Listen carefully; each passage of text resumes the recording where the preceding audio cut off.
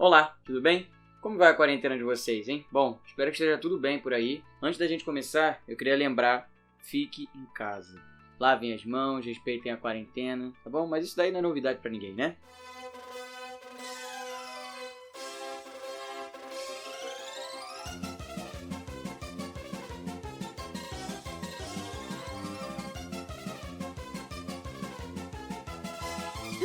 Bem, nem pra todo mundo. Aliás, finalmente adiaram o Enem, né? Eu já esperava que isso fosse acontecer, porém, eu acho que não precisava desse processo desgastante, né? Mas eu acho que tudo que gira em torno do atual momento político é desgastante e incoerente. Enfim, pelo menos ele foi adiado. O que não podia é ele continuar sendo uma ferramenta para aumentar ainda mais as diferenças sociais aqui no Brasil, né? Mas vamos para nossa aula de hoje. Prismas. Esse prédio que você está vendo aí na capa da aula se chama Edifício Martinelli. Você já ouviu falar? Ele é uma construção de 1929 e recebeu esse nome em homenagem a Giuseppe Martinelli, um empresário da época que queria deixar sua marca na cidade de São Paulo e ele tinha muito dinheiro e resolveu construir um prédio que marcasse a cidade de São Paulo. E de fato marcou. Esse prédio aí ele foi, durante um tempo, o maior da América Latina, durante alguns anos. E, enfim, como sempre, o Brasil homenageando uma pessoa pelo simples fato dela ter muito dinheiro, né? Tá, mas o que tem a ver esse prédio com a aula de hoje? Bom, se você reparar no formato desse prédio, ele é o formato da maioria dos prédios convencionais que existem, né? Assim como ele, a sala que você está sentado agora assistindo esse vídeo também tem esse formato. Esse formato é um formato de um prisma. Tá bom, mas o que é um prisma? A gente vai começar a aula de hoje com esses 4 prismas diferentes que está aparecendo aí na tela de vocês. Bom, se eles são figuras diferentes, qual é a característica em comum que faz com que todos eles sejam chamados de prisma? Primeiro, repara que todos eles são poliedros. Aliás, eu falei sobre poliedros na aula passada. Se vocês ainda não assistiram esse vídeo, clica no card que está aparecendo aqui em cima e assiste lá. Tá, beleza, eles são poliedros. Mas para todos eles serem classificados como prismas, primeiro, eles têm que ter duas faces iguais e paralelas que a gente vai chamar de bases, que é o que vocês estão vendo aí na figura de vocês. Ok, outra característica de um prisma é que todas as outras faces são formadas por paralelogramos, como esses que você está vendo aí de azul na figura. Todas essas faces, elas são chamadas de faces laterais, tá? Porque a gente vai considerar que as duas são as bases e que todas as outras ao redor desse prisma serão faces laterais, que fazem parte da lateral desse prisma. Ok, né? Ok. Esses prismas, eles podem ser retos ou oblíquos, assim como está mostrando aí na tela para você. Os prismas retos são aqueles que formam 90 graus com a base, eles são bem retinhos, né? Já os oblíquos não, eles são mais tortinhos, que é o caso desse que você está vendo aí. Mas beleza, o estudo dos prismas é muito importante para a sua prova de vestibular. Tanto o Enem, quanto o UERJ, quanto todos os vestibulares costumam abordar muito esse tema. E existem duas coisas sobre prismas que são as que mais caem nos vestibulares, que são o volume de um prisma, porque, afinal, o prisma ele é um sólido geométrico, e sólidos geométricos têm volume, que é o que a gente normalmente estuda, e você também vai ter que se preocupar um pouco com as áreas superficiais desse prisma, que também são coisas que costumam cair bastante nas provas. Então, o nosso foco da aula de hoje vai ser volume e área total de um prisma, beleza? Então vamos nessa. A gente vai começar pelo volume de um prisma. Primeiro vamos pegar aquele prisma hexagonal que a gente tinha lá no início da aula. Aliás, os nomes dos prismas eles vão variar de acordo com as faces que representam suas bases. Nas figuras que eu coloquei para vocês no início da aula, a gente colocou 4 prismas, certo? O primeiro se chama prisma triangular. Por quê? Porque a sua base era um triângulo. Já o segundo, a gente chamaria de um prisma pentagonal, porque a base era um pentágono. No terceiro, um prisma hexagonal, que é esse que a gente vai olhar agora, cuja base é um hexágono. E o último seria um prisma quadrangular, né? Porque a base seria um quadrado. Então, os prismas eles vão ser nomeados através da quantidade de lados das faces que representam suas bases. Perfeito, né? Vamos continuar. O volume de um prisma ele vai depender da área da base e da sua altura. Eu costumo pensar o seguinte: Imagina que nesse prisma aí que está na tela de vocês, para eu preencher ele por completo, ou seja, para eu preencher o volume dele por completo, eu preciso ir colocando hexágonos iguais aos da base, um em cima do outro, até chegar no topo desse prisma. E aí como é que funciona esse meu raciocínio? Eu costumo pensar que a gente coloca uma base em cima da outra tantas vezes quanto for o tamanho de sua altura. Então, para mim, funciona o raciocínio de que o volume de um prisma vai ser a área da base vezes o tamanho de sua altura, porque a gente vai ter justamente a área da base tantas vezes quantas forem o tamanho da altura. Então, para qualquer prisma, seu volume vai ser o produto da área de sua base vezes a sua altura, ok? Beleza. Olha para esses dois prismas que estão aparecendo para vocês. Um deles é um prisma quadrangular e o outro um hexagonal. Agora vamos supor que os dois possuam tanto a mesma área da base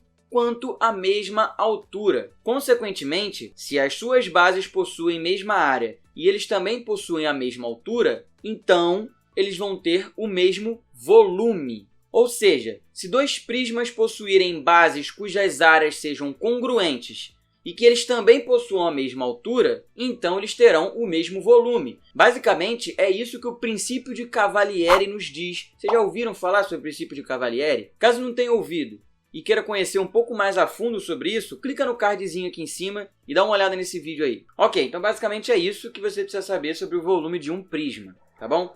Agora, um outro assunto muito importante no estudo dos prismas, como eu já havia falado, é sobre a sua área superficial, tá bom? Vamos começar pensando na seguinte situação. Imagina que esse prisma que está aparecendo aí para você seja um isopor, tá? Ele seja formado de isopor. Esse prisma você vai utilizar para fazer um trabalho na sua faculdade ou na sua escola, ou sei lá, você vai fazer um trabalho onde você vai utilizar esse prisma aí para fazer uma maquete, tá? De uma indústria, de alguma coisa, tá? Porque ele tem um formato parecido com o de uma fábrica, de uma casa, tá bom? E aí então você decide pintar esse isopor com tinta, É mesmo? tá? Porém você precisa saber quanto de tinta que você tem que comprar para pintar esse isopor. Na embalagem da tinta, vem dizendo quanto de área cada frasquinho que você compre consegue pintar. Então, você precisa saber quanto de área você vai pintar para saber quantos frasquinhos você precisa comprar, certo?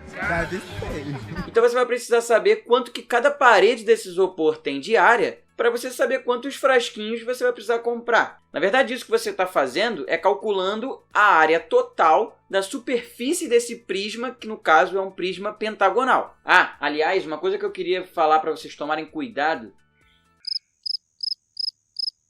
é que esse prisma que está desenhado aí para vocês, as bases deles são dois pentágonos. Lembra que um prisma ele precisa possuir duas faces iguais e paralelas, que serão as bases desse prisma. Então, nesse caso aí, desse desenho, desse nosso isopor, essa face em amarelo, ela vai ser a base desse prisma, junto com o outro pentágono lá do outro lado, tá? Beleza. E essa face que está em azul para você, ela é uma das faces laterais desse prisma. Então, se a gente somar todas as áreas de todas as faces laterais desse prisma, a gente vai ter a área lateral desse prisma. O miserável é um gênio! A mesma coisa para a área da base. Nesse caso desse prisma aí, a gente faria que a área da base é a área daquele pentágono amarelo do desenho. E se a gente quiser saber a área das duas bases, a gente ia somar duas vezes a mesma área desse pentágono, tá bom? Ah, aliás, uma observação é que às vezes em muitas questões a gente tem que calcular a área da superfície de um prisma quando às vezes o prisma não tem uma das bases. Porém, no geral, a área total de um prisma completo, obviamente, ele vai ser a área lateral do prisma mais duas vezes a área de cada base, né? Então, nesse nosso caso aí, da nossa casinha de isopor, para a gente calcular a área total dela, a gente ia ter que fazer a área lateral desse prisma aí pentagonal, né? Que seriam 5 faces laterais, somados com duas vezes a área do pentágono da base. Tudo bem, né? Não. E antes de fechar a aula de hoje, eu queria falar com vocês rapidamente sobre dois prismas especiais, que na verdade não é muita novidade para nenhum de vocês. O primeiro é sobre o paralelepípedo, ou a famosa caixa de sapato, ou então aquelas pedras que você costumava arrancar o tampo do dedão quando jogava bola. Uma coisa interessante de você saber sobre os paralelepípedos é sobre a diagonal dele. Porém, não vai ser nada de muito novo, como eu falei para vocês. Novamente, os conhecimentos que você vai precisar saber para a gente chegar nessa análise que eu vou fazer vai ser o Teorema de Pitágoras, que é algo que vocês, imagino eu, já conheçam há muito tempo, né? Vamos focar só no desenho. Se liga nesse segmento em vermelho. Ele é a altura desse meu paralelepípedo, cuja medida é C. Agora, vê se a diagonal D, junto com essa altura, não forma um triângulo retângulo com esse segmento azul que está aparecendo aí e que eu chamei de X. Então, se você reparar, esse X é a hipotenusa desse triângulo retângulo formado entre A, B e X. Ok? Beleza até aí, né? Agora, pelo Teorema de Pitágoras, nesse triângulo retângulo, a gente pode dizer que x ao quadrado é igual a b ao quadrado mais a ao quadrado. Agora, vamos guardar essa informação. Eu queria agora que vocês olhassem para o triângulo formado pelo x, pelo c e pelo d, que é aquele triângulo retângulo onde o dzão ali é a diagonal do paralelepípedo, que é o que eu quero saber. Vê se esse dzão ele não é a hipotenusa desse triângulo retângulo.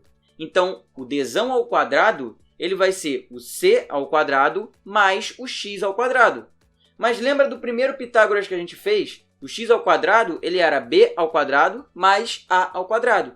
Então, eu vou substituir nessa fórmula que eu acabei de ver. E aí, a gente vai ter que d ao quadrado ele vai ser a ao quadrado mais b ao quadrado mais c ao quadrado. Ou seja, esse dzão, que é a diagonal do meu prisma, ele vai ser a raiz quadrada de a ao quadrado mais b ao quadrado mais c ao quadrado. Ou seja, ele é a raiz quadrada da soma dos quadrados das dimensões desse meu paralelepípedo. Agora, isso vai nos levar imediatamente para o próximo prisma que eu queria falar com vocês, que é o cubo. Coisa que vocês também conhecem muito, né? O cubo mágico ou o dado, todos são cubos. Porém, o cubo ele também é um tipo de paralelepípedo, concorda? Então, se ele é um tipo de paralelepípedo, aquela lógica que a gente acabou de ver, da diagonal dele, também vai valer para o cubo. Porém, as dimensões do cubo são iguais, né? São todas iguais a A, que seria a aresta aí desse meu cubo que está aparecendo para vocês. Então, eu vou ter que o D ele é a raiz quadrada de A ao quadrado mais A ao quadrado mais A ao quadrado. Então, se eu tenho a raiz quadrada de A ao quadrado mais A ao quadrado mais A ao quadrado, eu vou ter a raiz quadrada de 3A ao quadrado. E aí, tirando a raiz disso, o A ao quadrado tem raiz exata, então ele sai da raiz. E aí, a nossa diagonal do cubo vai ser A vezes a raiz de 3, tudo bem? É claro. Mas assim, a lógica é igualzinha à do paralelepípedo. Afinal, o cubo é um tipo de paralelepípedo, só que é um paralelepípedo cujas arestas são todas iguais. É óbvio que você não precisa necessariamente decorar essas duas formulazinhas que eu mostrei para vocês. Mas infelizmente, como o nosso vestibular ainda é uma batalha única, vamos dizer assim, e você batalha também contra o tempo, infelizmente o tempo é uma coisa importante que você tem que se preocupar na hora de fazer a sua prova de vestibular. Então, assim, necessidade de decorar você não tem, porém, você perde muito menos tempo se você já souber de cara a diagonal do cubo ou a diagonal do paralelepípedo. E não precisa fazer todo esse raciocínio que eu fiz com vocês. Então, eu aconselho a colocar essas formulazinhas no seu formulário, tá? Faça um formulário com as principais fórmulas de geometria, as principais fórmulas de álgebra, que quando você for fazer o seu resumo de estudo lá na frente, nas vésperas do Enem, né, quando você for revisar a matéria para fazer a prova do Enem, você não vai precisar voltar em todas as aulas e assistir todo o conteúdo, tudo de novo. Você vai pegar o seu formulário e você já vai saber ali o que você tem ou não que focar, tá bom? Isso para cada conteúdo. Beleza? Então eu aconselho vocês a colocarem no formulário. Perfeito? Feio pra desgraça, velho. Bom, rapaziadinha, muito obrigado para quem assistiu esse vídeo até aqui. Eu espero ter ajudado vocês. Na verdade, eu espero estar ajudando vocês com esses conteúdos. Para quem não viu os últimos vídeos do canal, tá aparecendo aí para vocês o último vídeo, que foi uma paródia que eu fiz pra gente rir um pouco aqui nessa quarentena. E o outro vídeo que tá aparecendo aí para vocês é sobre a resolução de exercícios dessa aulinha que a gente acabou de assistir. Tá bom? Quem não me segue no Instagram, segue lá porque eu faço interações lá, faço perguntas e também faço posts, dúvidas, curiosidades. Eu tô botando mais no Instagram e aqui no YouTube são mais as aulas completas. Então segue lá para quem não segue. Então é isso. Um beijo no coração de todos. Até o próximo vídeo. Me segue no Instagram. Um beijo e até.